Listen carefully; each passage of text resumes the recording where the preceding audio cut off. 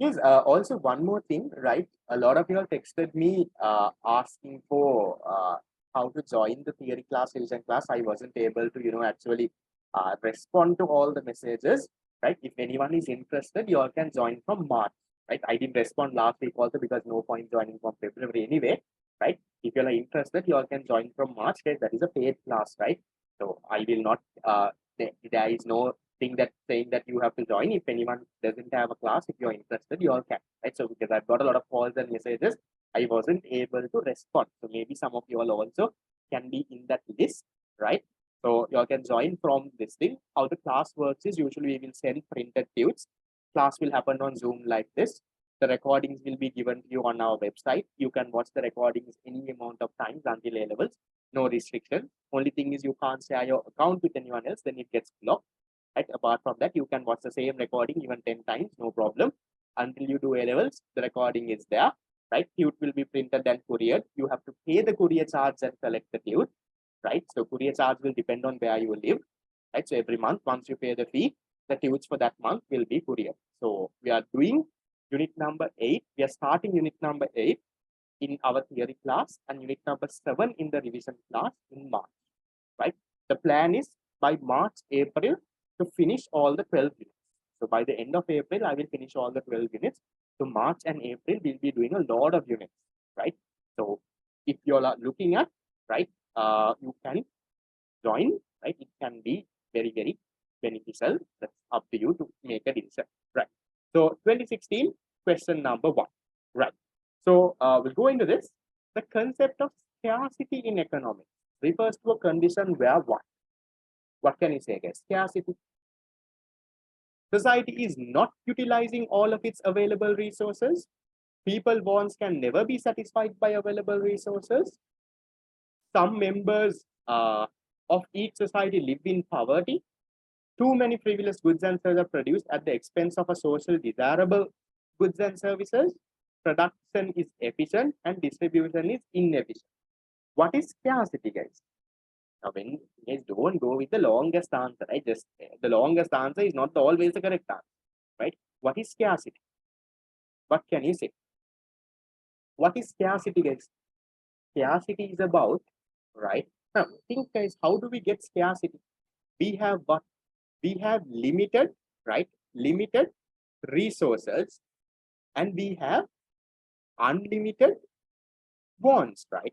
Because we have limited resources and unlimited wants, what happens? We come to the concept of scarcity, right? That is what scarcity is about, no? So, which answer talks about this concept? Think society is not utilizing its resources. That is not scarcity. That is inefficiency, right? Not one.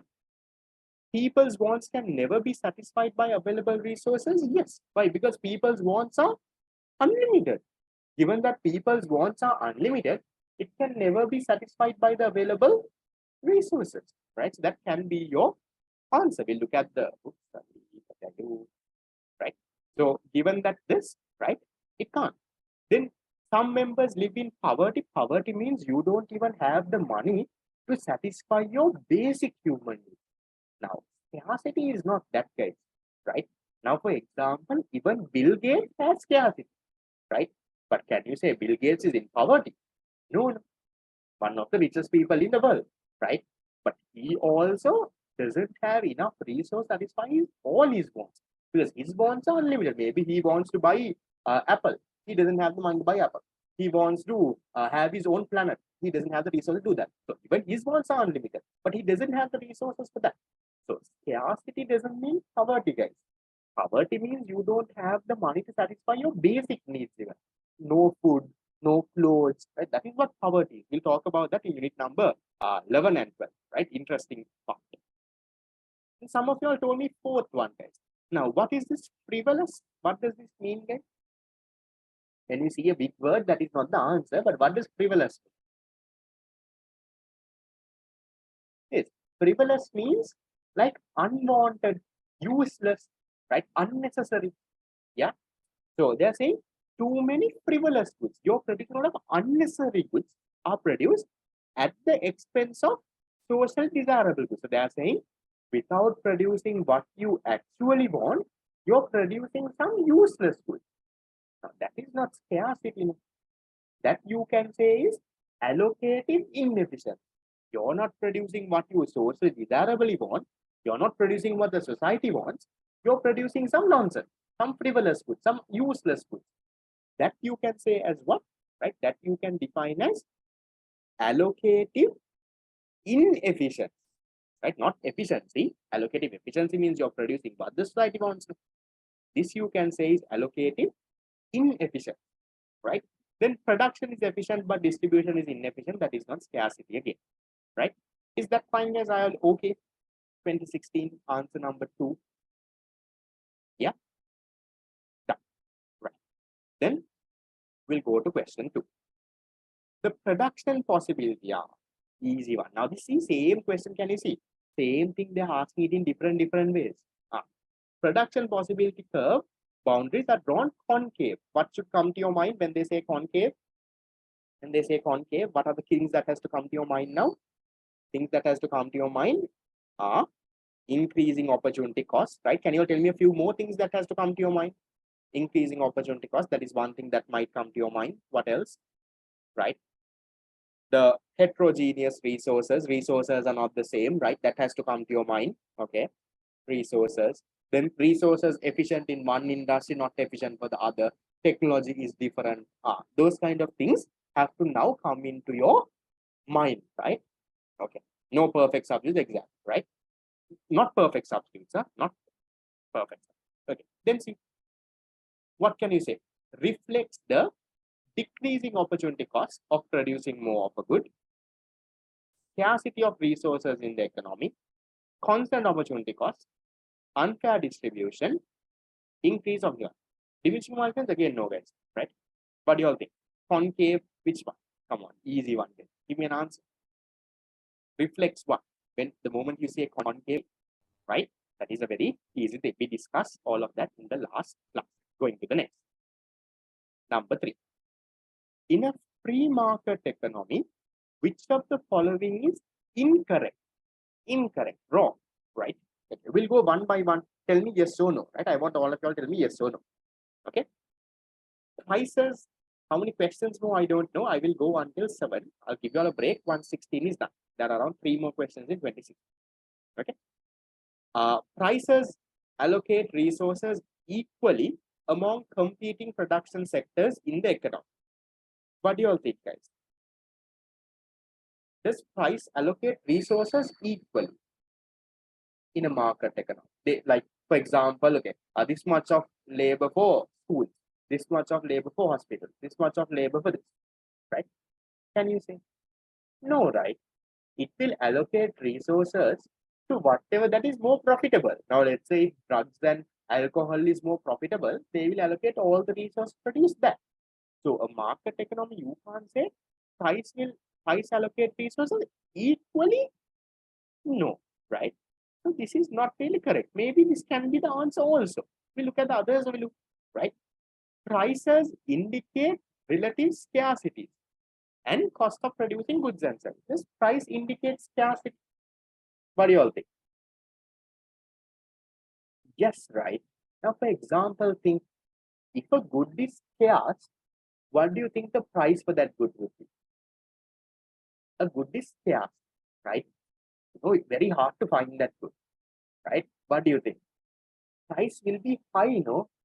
So price is giving a signal, no? Price is indicating scarcity, right? If the price of a good is very low, that means there is so much of that good, right? So prices does indicate scarcity, guys, right? Because if there is a limited amount, the price would go up, right? Then does price indicate cost of producing also? Correct, right? Price talks about the cost of production also, right? So that is correct, right? 2 is correct. Relative price changes are determinant of firm's profit and therefore encourage or discourage production. So when the price of goods change, will it change the profits of a firm? When the prices of goods changes, it will change the profits of the firm.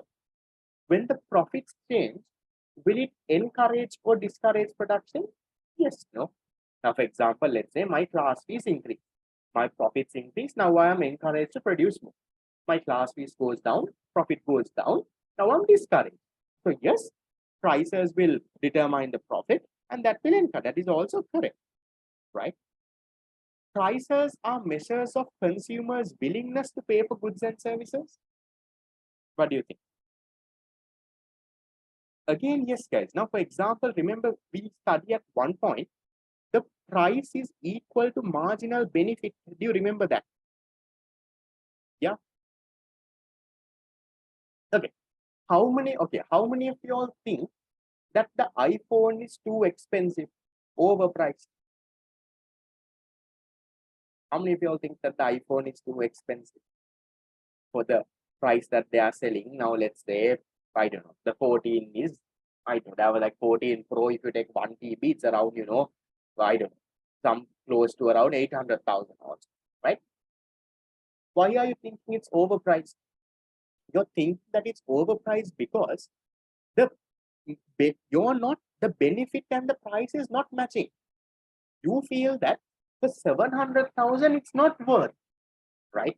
For the 700,000 price, you're not getting that benefit. Therefore, you will not buy. So only when the price and the marginal benefit matches, then only you will buy.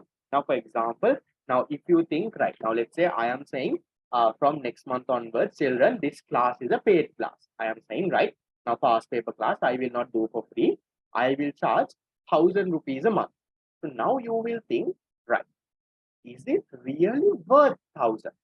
Am I getting a benefit worth 1,000? So you're going to see, right, my price is 1,000. This fellow is telling to pay 1,000. If I am getting a benefit worth of 1,000, yes, I will join. But some of you all will think, no, I don't get 1,000 worth benefit from. Then you all will not join. So the price shows what? It shows the consumer's willingness, right?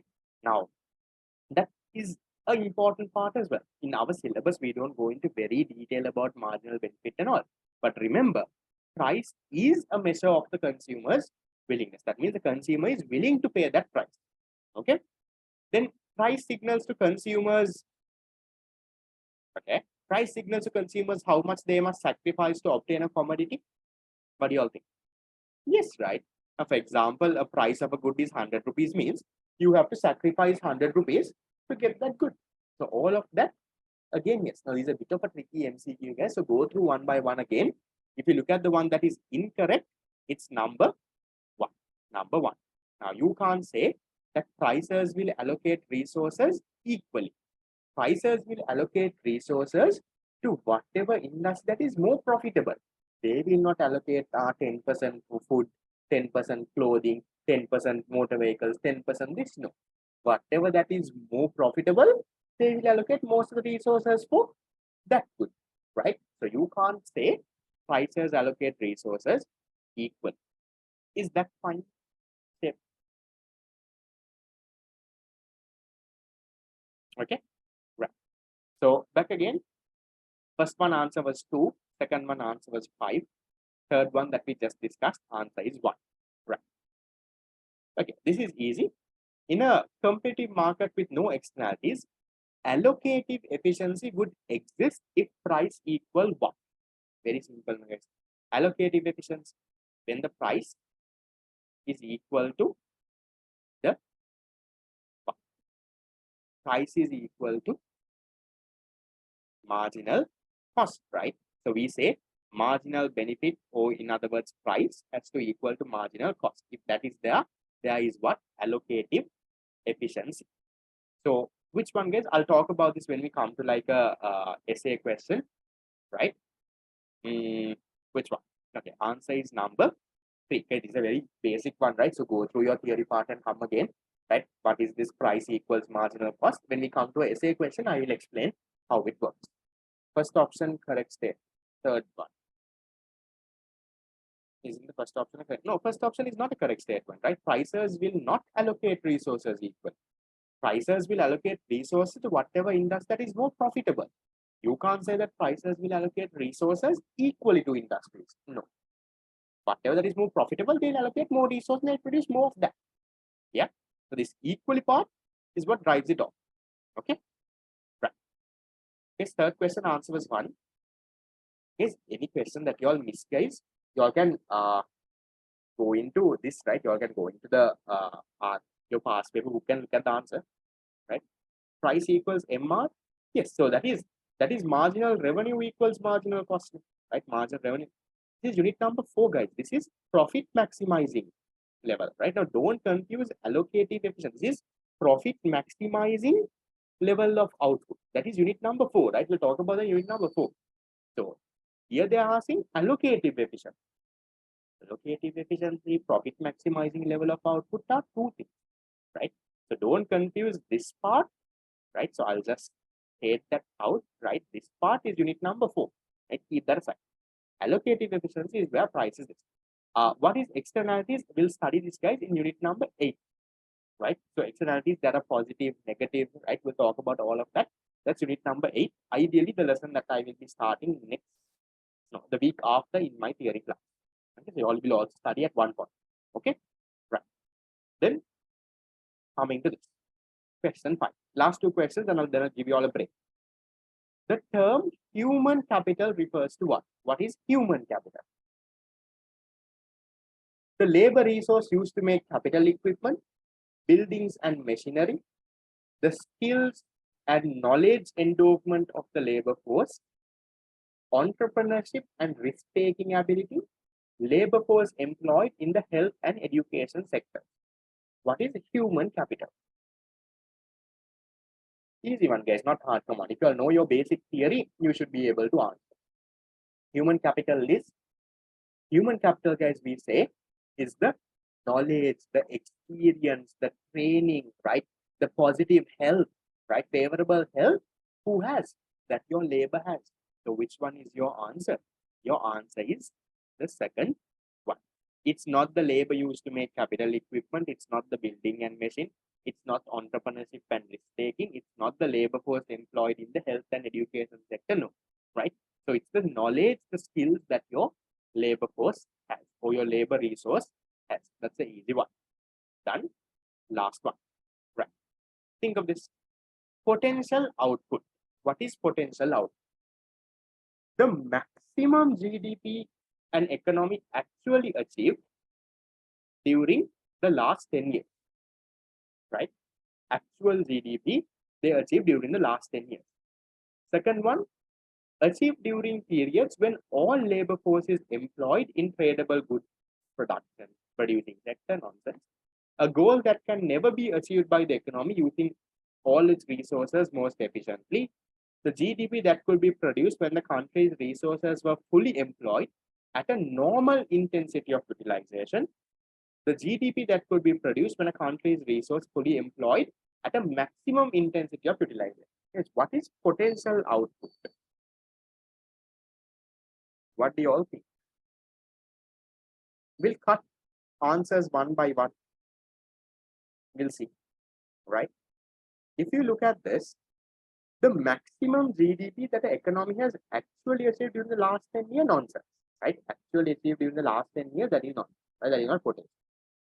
Achieved during periods when all the labor force is employed in tradable good production sector, nonsense, right? A goal that can never be achieved, no, you can actually produce on your potential output. You can, right? If you use all of your resources in a sustainable way, you can produce, right? Right? Then GDP that can be produced when the economy's resources are fully employed at normal intensity, at maximum intensity, right? Now, let me explain those. Now, for example, I said the PPC represents potential output, right? There is a labor resource, right? Can you tell me what is the normal intensity of using a labor? How many hours can this person work usually for a day? Normal intensity around, let's say, 8 to 9 hours, right? That's a normal intensity, no? Right? So normal intensity is, right? You can work from around 8 to 9 hours, right? Then what is the maximum intensity? Maximum intensity. Maybe you can work for 24 hours also, right? I know a person who works for 24 hours, right? Now, the place that I print my tutes, theory and revision tutes, the fellows who are working in the printers, they work a 24-hour shift. So the fellow comes morning at around 6 o'clock. He works until next day 6 o'clock. Second day is break for him, right? He goes home. Then the other day, the other person comes, right? He works for 24 hours, right? That's how it works. That printing shop is operating 24/7, right? All the time they are open. So that's 24-hour shift. But can that person work 24 hours the entire week? No. He's working 24 hours today. Tomorrow is his leave. Thereafter, again 24 hours. Again leave. See, that is maximum intensity. So maximum, maybe you can make him work 24 hours. Now, out of this, which one is potential output, guys? Potential output, we say, is the maximum sustainable output that an economy can generate. What is that? What is sustainable in this case? So what is potential output? Potential output, we say, is the maximum sustainable. Sustainable means the output that you can continuously produce without harming anything. Maximum sustainable output that can be produced by utilizing all your resources. Which one is the sustainable option, guys? Here? Normal intensity or maximum intensity? Normal intensity, guys, right? You can't make the fellow work 24 hours every day, no, guys. Not sustainable, no, right? 1 or 2 days they can work. Remember, during COVID, the health sector workers, they were working, right? More than 8 hours, no, right? 20 hours, they sleep in the hospital for 1 or 2 hours. Again, they wake up and they work, right? Can they do that for an entire year? No. 1 or 2 months, somehow they try to do something, right? Not sustainable. So remember, guys, potential output is not the maximum output. Potential output is what? Potential output is the maximum sustainable output. So sustainable means you should be able to continue that without any problem. So only if you work in normal intensity, only then you can be operating on a potential output. So if you are using it too much. Now, the fifth one is like the example I showed before.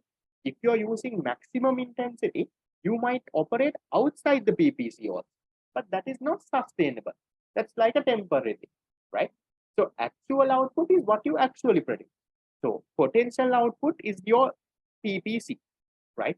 Actually, you can be producing outside your PPC. You can be producing your PPC, right? On your PPC, you can be producing inside PPC, right? Anything can happen, right? So again, go with unit number 5, guys. Actual output and potential output in the business cycle also we study. That is what we talk about. Is that okay? 6 is question number 4. Fine. Okay. Right. So we'll take a small break, right? And then we'll do 2017. My plan is to do 17, 18, and 19 for today, right? So we'll try to finish all of that. Yeah, answer is 4, guys. So we'll take a break and come. How long of a break? We'll take a 6-minute break. And we'll take a break until 6:25. I'll go out till around 7, right? I think 10 minutes is a little too much. Right? So we'll take a 6-minute break and come back.